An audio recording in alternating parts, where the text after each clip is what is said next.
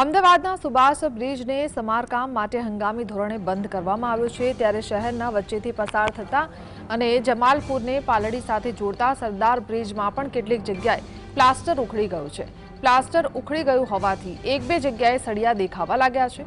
મેયરે કહ્યું છે કે અન્ય બ્રિજમાં ક્ષતિઓ મીડિયાના માધ્યમથી ખબર પડી. આ અંગે જરૂરી કાર્યવાહી માટે અધિકારીઓ સૂચના આપવામાં આવી છે.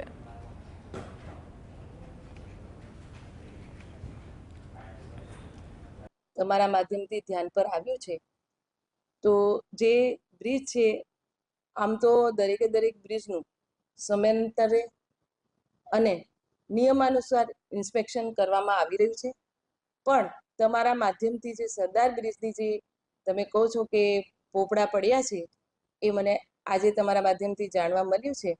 તો જે કોઈ આની બ્રિજની જે ચકાસણી છે એનું નિરીક્ષણ કરી અને અધિકારીઓને એના માટેની સૂચના આપવામાં આવી છે.